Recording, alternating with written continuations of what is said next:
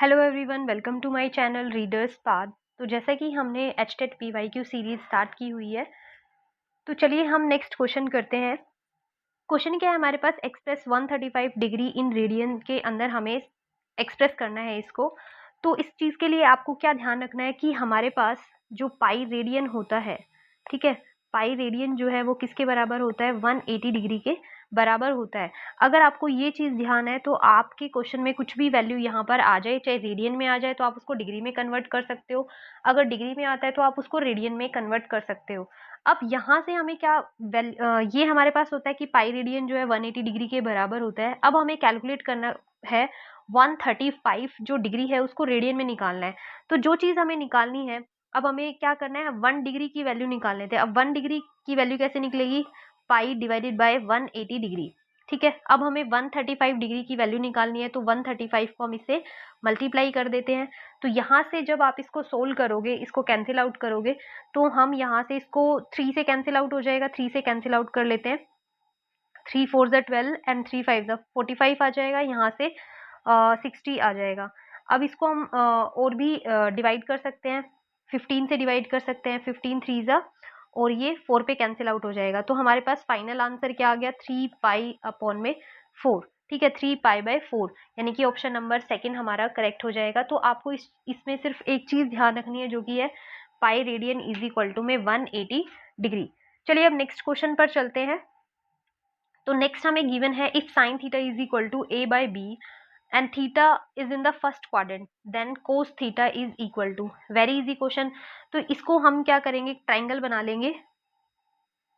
ये हम 10th में करते हैं ट्रिग्नोमेट्री के अंदर, कि यहाँ पर हमारे पास ये थीटा एंगल हो गया। अब हमें पता है साइन हमेशा क्या होता है, परपेंडिकुलर अपॉन हाइपोटेन्यूज के बराबर होता है। अब साइन की वैल्यू हमें गिवन है, यानी कि परपेंडिकुलर अपॉन हाइपोटेन्यूज। ठीक है, परपेंडिकुलर अपॉन हाइपोटेन्यूज की वैल्यू हमें गिवन है a बाय बी, जो कि क्या होता है, साइन थीटा के बराबर होता है। यानी कि परपेंडिकुलर हमारे पास ये a हो गया, और ये हाइपोटेन्यूज हमारे पास कितना हो गया, b। अब यहाँ पर हम पाइथागोरस थ्योरम का यूज करेंगे, क्योंकि हमें क्या निकालना है, कोस थीटा की वैल्यू निकालनी है, यानी कि हमें बेस चाहिए। अब बेस हम कैसे निकालते हैं, पाइथागोरस थ्योरम में आपने पढ़ा होगा, यानी कि परपेंडिकुलर का स्क्वायर बेस का स्क्वायर इज इक्वल टू में किसके बराबर होता है, हाइपोटेन्यूज का स्क्वायर के बराबर होता है। यानी कि यहाँ से क्या आ जाएगा, ए स्क्वायर प्लस, आप बेस को क्या मान लो, यहाँ पर हम कुछ भी वैल्यू यहाँ से आप मान सकते हो। मान लिया मैंने इसको सी मान लिया, तो सी स्क्वायर इज इक्वल टू में क्या आ जाएगा, बी स्क्वायर के बराबर हो जाएगा। अब सी स्क्वायर किसके बराबर आ जाएगा, B square minus A square, यानी कि सी की वैल्यू मेरे पास क्या आ जाती है, सी की वैल्यू मेरे पास आ जाती है under root of B square minus A square. ठीक है, तो आपके पास में एक तरीके से बेस कितना आ गया, बेस आपके पास में आ चुका है B square minus A square. अब कोस थीटा क्या होता है, कोस थीटा हमारे पास होता है बेस अपॉन में हाइपोटेन्यूज। ठीक है, कोस थीटा आपके पास में कितना होता है, बेस अपॉन हाइपोटेन्यूज। अब बेस आपका कितना है, B square minus A square, और हाइपोटेन्यूज कितना है, बी। अब यहाँ से देखो, हमें ज्यादा सोल्व करने की जरूरत नहीं होती है, बेस यानी कि ये वैल्यू क्या आने वाली है, ऊपर आने वाली है, और ये वैल्यू ऊपर सिर्फ और सिर्फ एक ही ऑप्शन में है, विच इज ऑप्शन नंबर 4। तो ये आपका आंसर करेक्ट हो जाएगा, ऑप्शन नंबर 4। आई होप आपको क्वेश्चन समझ में आया होगा। नेक्स्ट क्वेश्चन है, find the value of b for which 2x plus 3 is a factor of 2x cube plus 9x square minus x minus p। अब हमें b की वैल्यू फाइंड आउट करनी है, और क्वेश्चन में क्या गिवन है, 2x plus 3 is a factor of this equation. अब आपको ये पता होना चाहिए, अगर 2x प्लस 3 इसका फैक्टर है, मतलब इसको सेटिस्फाई करेगा, जो x की वैल्यू हम यहाँ से निकालेंगे। तो x की वैल्यू यहाँ से आप देखोगे क्या आने वाली है, मेरे पास क्या गिवन है, 2x plus 3 is equal to में 0। यहाँ से x की वैल्यू में क्या निकालूंगी, -3/2, यानी कि x की वैल्यू जो है माइनस का 3/2 is a factor of this equation. तो आप डायरेक्ट क्या करो, x की वैल्यू माइनस का 3/2 इस इक्वेशन में पुट कर दो। तो हम पुट करेंगे 2 इंटू में क्या होगा, -3/2 का क्यूब प्लस 9 -3/2 का स्क्वायर। अब यहाँ पर x की वैल्यू पुट करोगे तो माइनस माइनस क्या होने वाला है, प्लस होने वाला है, 3/2 माइनस का b इक्वल टू में 0। अब यहाँ से आप सोल्व करोगे इसको, तो क्या बनेगा, 3 का क्यूब आप करोगे तो माइनस का 27 बनेगा, और नीचे 2 है, 2 का क्यूब करोगे तो आपके पास में कितना बनने वाला है, 8।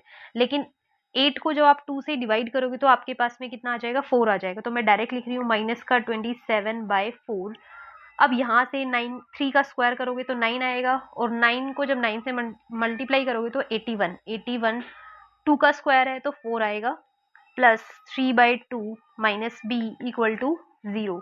अब यहाँ से आप क्या कर सकते हो, यहाँ पे आप 27 को इसमें से माइनस कर लो, या डायरेक्ट आप क्या कर सकते हो, यहाँ पर एलसीएम ले लो और b को दूसरी साइड ले जाते हैं हम। तो यहाँ से क्या लिख लेंगे हम, एलसीएम हमने 4 ले लिया तो यहाँ पे तो 27 ही आ जाएगा, यहाँ पे 81 आएगा, यहाँ पे 2 से मल्टीप्लाई होके ये कितना बन जाएगा आपके पास में 6, इक्वल टू में क्या आ जाएगा b।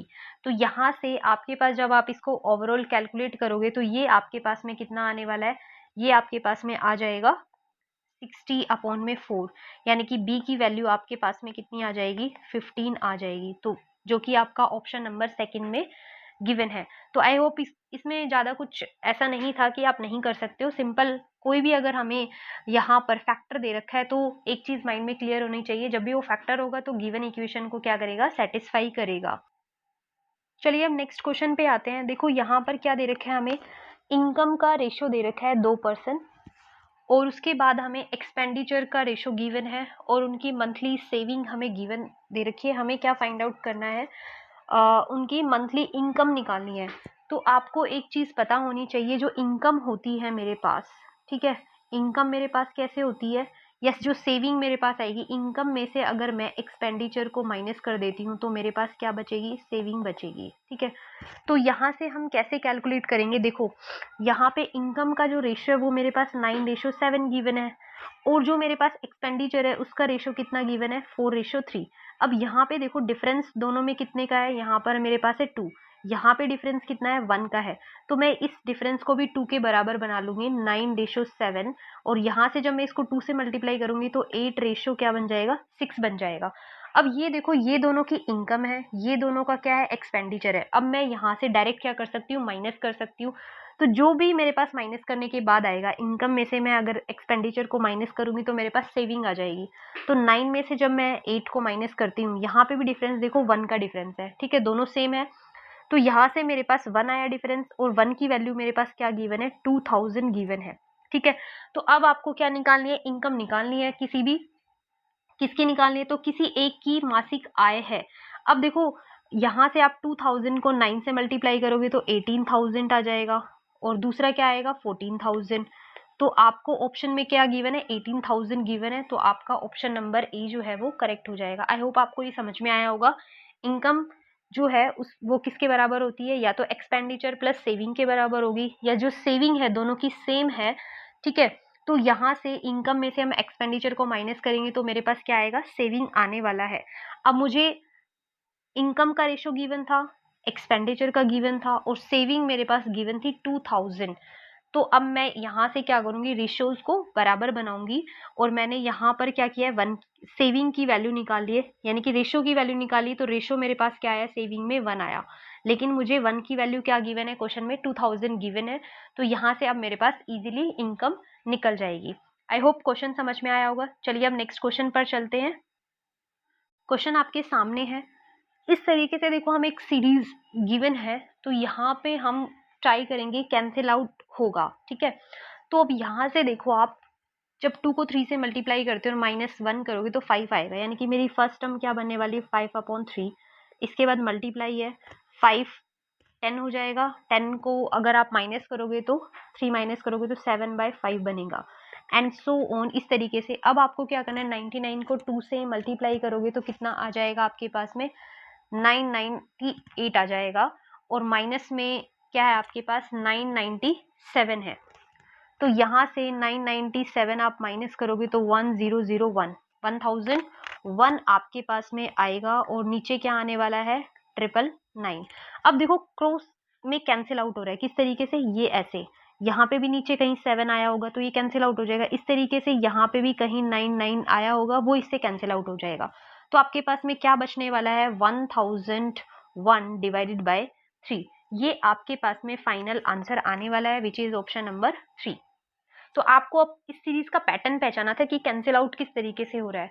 तो हमने देखा इस तरीके से कैंसिल आउट हो रहा है, तो मेरे पास क्या बचने वाला है, 1001 divided by 3, option number 3 correct हो जाएगा। चलिए अब नेक्स्ट क्वेश्चन पर चलते हैं। क्वेश्चन है if mean of the following data is 80 then the missing frequency A. हमें ए की वैल्यू फाइंड आउट करनी है।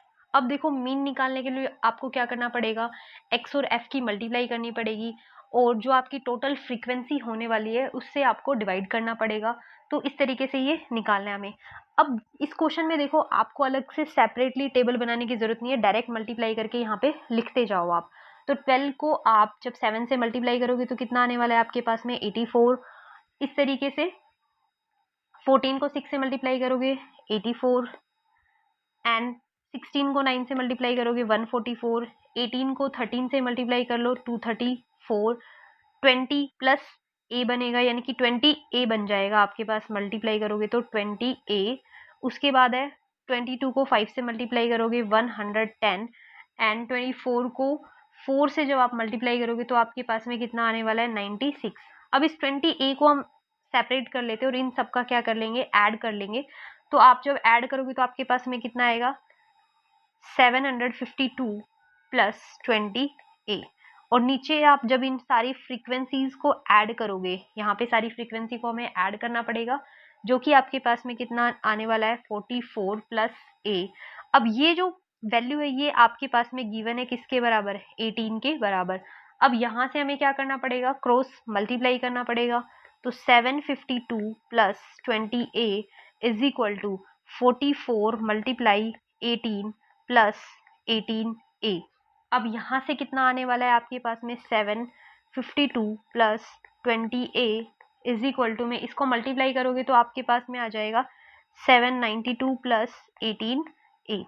अब यहाँ ए को एक साइड कर लो और इस वाली वैल्यू को हम एक साइड लेके आ जाएंगे तो यहाँ पर मेरे पास बचेगा 2a इक्वल टू में 792 माइनस 752।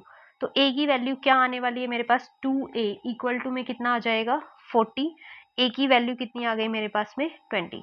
तो a की वैल्यू आपके पास में कितनी आ गई 20, जो कि आपका ऑप्शन नंबर ए जो है करेक्ट आंसर हो जाएगा। होप आपको ये समझ में आया होगा। ये 10th में इस तरीके का क्वेश्चन आता है मीन निकालने वाला, तो उसी से रिलेटेड ये क्वेश्चन है। नेक्स्ट क्वेश्चन देखते हैं। In triangle ABC if 3a is equal to 4b is equal to 6c, हमें फाइंड आउट करना है एंगल ए की वैल्यू हमें कैलकुलेट करनी है। तो इसको देखो हम k के इक्वल मान लेते हैं। हम क्या करेंगे 3a 4b 6c k के इक्वल है, तो एंगल ए की जो वैल्यू है मैं डायरेक्ट लिख रही हूँ किसके बराबर आ जाएगी k/3। एंगल बी जो है आपके पास में k/4 आ जाएगा। Angle C is equal to में क्या बन जाएगा आपके पास में k/6 बनेगा। अब हमें पता है किसी भी ट्राइंगल के तीनों एंगल का सम कितना होता है 180 डिग्री होता है। तो डायरेक्ट आप लिखोगे k/3 plus k/4 plus k/6 is equal to 180 degree. LCM लो इसका, एलसीएम लो और इसको क्या करना है सोल्व करना है यहाँ से। तो हम एलसीएम लेते हैं। तो एलसीएम मेरे पास कितना आने वाला है 12 आ जाएगा। यहाँ से 4k plus 3k plus 2k is equal to 180 degree. तो यहाँ पे ऐड करोगे तो ये 9k बन जाएगा is equal to 180 degree multiply 12। यहाँ से 9 से आप इसको कैंसिल आउट कर दो 20। k की वैल्यू कितनी आने वाली है आपके पास में 12 इंटू 20 करोगे तो यानी कि 240 आपके पास में k की वैल्यू आई आपके पास में 240 डिग्री। 240 डिग्री यहाँ से आ गई, यहाँ पे आप पुट करो a की वैल्यू कितनी आ जाएगी 240 divided by 3 that means 80 degree. तो ये आपके पास ऑप्शन नंबर सेकंड जो है करेक्ट आंसर हो जाएगा। चलिए अब नेक्स्ट क्वेश्चन पर चलते हैं। एक्सप्रेस करना है आपको 2.3535 in the form of p/q। सबसे पहले आइडेंटिफाई करेंगे यहाँ पे रिपीट क्या हो रहा है। तो आप यहाँ पे देखोगे 0.235 यहाँ पे मैं बार लिख सकती हूँ यानी कि 3535 मेरा रिपीट हो रहा है। तो इसके लिए सिंपल कुछ नहीं करना होता, आपको क्या करना है कि रिपीटिंग यहाँ पर देखेंगे हम। सबसे पहले हम लिखेंगे 235। अब जो वैल्यू रिपीट नहीं हो रही है वो इसमें से हम माइनस करेंगे, यानी कि 2 मेरा रिपीट नहीं हो रहा है तो माइनस कर देंगे। डिवाइड में क्या आएगा, जितने वैल्यू के ऊपर बार है यानी कि 2 डिजिट के ऊपर बार है तो 99 लगाएंगे और जिस पे बार नहीं है उसके लिए हम 0 यहाँ पर लगाते हैं। तो मेरे पास आंसर क्या आने वाला है 235 में से 2 माइनस करोगे 233, यानी कि ऑप्शन नंबर 1 आपका करेक्ट हो जाएगा। चलिए अब नेक्स्ट क्वेश्चन देखते हैं। The radius of a circle is 13 centimetre and the कोड distance from the centre is 12 centimetre, then the length of the कोड। हमें कोड की लेंथ बतानी है। देखो आपके पास में क्या गिवन है, एक सर्किल गिवन है, यहाँ पे एक सर्किल हम बना लेते हैं। अब यहाँ इस सर्किल की हमें रेडियस, यानी कि ये हमारे पास सर्किल का सेंटर हो गया, और मैंने यहाँ पर ये एक कोड ड्रॉ की है, ठीक है। यहाँ पे क्या गिवन है, ये सर्किल की रेडियस गिवन है। अब रेडियस, ये मेरे पास रेडियस हो गई, रेडियस की वैल्यू मेरे पास कितनी गिवन है, 13। अब यहाँ से क्या दे रखा है इसने, कि कोड की जो डिस्टेंस दे रखी है सेंटर से, यहाँ से ये आपके पास में कितनी गिवन है, 12 गिवन है, 12 सेंटीमीटर आपके पास में गिवन है। आपको क्या फाइंड आउट करना है, फाइंड आउट करना है then the length of the कोड, कोड की लेंथ निकालनी है। अब देखो यहाँ से हमें इस कोड की ये वाली लेंथ हमें निकालनी है। तो आप यहाँ देखोगे जब भी आप सेंटर से, सर्किल के सेंटर से ये परपेंडिकुलर कोड पे डालोगे तो ये परपेंडिकुलर क्या करता है, इस कोड को 2 इक्वल पार्ट में डिवाइड करता है। तो यहाँ से ये 90 डिग्री बन गया, यानी कि हम यहाँ पर क्या यूज करने वाले हैं, पाइथागोरस थ्योरम यूज करने वाले हैं। अब आपको ये पता होना चाहिए 12, 13। अब आपके पास में कुछ आपको रेशियोज याद होने चाहिए। हाइपोटेन्यूज अगर 13 है, अगर आपके पास परपेंडिकुलर 12 है या बेस 12 है, तो एक रेशियो आपके पास में क्या आता है, 5 आता है, ठीक है। तो इस तरीके से बनता है, यानी कि सिंपली आपके पास में ये जो बेस है वो कितना आ गया, 5 आ गया, और इसका जब आप डबल करोगे तो इसका मतलब 10 आपके पास में क्या आने वाली है, कोड आने वाली है। तो आई होप ये शॉर्ट, मतलब अगर आपको ये वैल्यू पता है कि क्या बनने वाला होता है, 13, 12 और 5 इस तरीके से बनता है। जैसे हमें याद है 3, 4, 5, ये हमारे पास एक हाइपोटेन्यूज जो राइट एंगल ट्रायंगल हम लेके चलते हैं, तो उस तरीके से हमारे पास ये वैल्यू होती है। इस तरीके से हमारे पास 5, 12 और 13 होता है। तो अगर आपको ये याद है तो आप यहाँ से डायरेक्ट आंसर कर सकते हो कि कोड की जो लेंथ है वो इसका डबल हो जाएगी, दैट मीन्स 10 हो जाएगी। और अगर आपको शॉर्टकट नहीं पता है तो सबसे पहले हम क्या करेंगे, पाइथागोरस थ्योरम का यूज करेंगे। तो पाइथागोरस थ्योरम का आप यूज करोगे यहाँ से, तो क्या निकालेंगे हम, सबसे पहले बेस निकालेंगे। कैसे निकालेंगे, 13 का स्क्वायर, 13 का स्क्वायर 169 हो गया, 12 का स्क्वायर 144 प्लस बेस मान लेते हैं हम बी का स्क्वायर। तो 169 में से जब आप 144 माइनस करोगे तो आपके पास क्या बचने वाला है, 25 बचने वाला है, बी स्क्वायर आ जाएगा। तो यहाँ से आपके पास में बी की वैल्यू क्या आ जाएगी, +-5 आएगी। लेकिन क्योंकि लेंथ को हम नेगेटिव में नहीं लेते तो बी की वैल्यू मेरे पास क्या आने वाली है, 5 आ गई है। अब यहाँ से आप इसको डबल कर दीजिए तो आपके पास आंसर क्या रहेगा, 10 ही रहने वाला है। तो आई होप ये क्वेश्चन आपको समझ में आया होगा। चलिए अब नेक्स्ट क्वेश्चन पर। क्वेश्चन है the solution of the following system of linear equation. अब यहाँ पर आपको क्या करना है, इसको सोल्व नहीं करना है, सिंपल हम क्या देखेंगे, ऑप्शन से देखेंगे कि कौन सा ऑप्शन जो है इसको सेटिस्फाई कर रहा है। अगर एक से ज़्यादा ऑप्शन अगर इसको सेटिस्फाई कर रहे होते हैं तो हम फिर इसको सोल्व करते हैं। अब यहाँ पर हम देखेंगे, जल्दी जल्दी से देखना है हमें कि अगर मैं x की वैल्यू इसके अंदर ये वाली वैल्यू पुट करती हूँ ऑप्शन नंबर 1 से, देखूँ क्या ये इसको सेटिस्फाई करेगा, नहीं करेगा। सेकेंड वाला अगर मैं देखूँ, इसके अंदर पुट करके देखती हूँ तो ये वाला ऑप्शन भी इसके अंदर सेटिस्फाई नहीं करने वाला है। थर्ड ऑप्शन अगर मैं देखती हूँ, x की जगह अगर मैं 0 यहाँ पर पुट कर दूं तो y 1 हो जाएगा, यानी कि √11 किसके बराबर आएगा, 0। तो क्या ये पॉसिबल है, नहीं है। तो ऑप्शन नंबर थर्ड भी मेरा नहीं होने वाला है, एक ऑप्शन बचता है, ऑप्शन नंबर 4, ठीक है। तो इस तरीके के क्वेश्चन को हमने ऑप्शन से हम सेटिस्फाई करा के आंसर निकाल सकते हैं। तो आई होप आज की वीडियो आपको समझ में आई होगी। अगर आपको ये क्वेश्चन समझ में आ रहे हैं तो आप चैनल को सब्सक्राइब करिए, वीडियो को लाइक शेयर कीजिए। Thank you so much.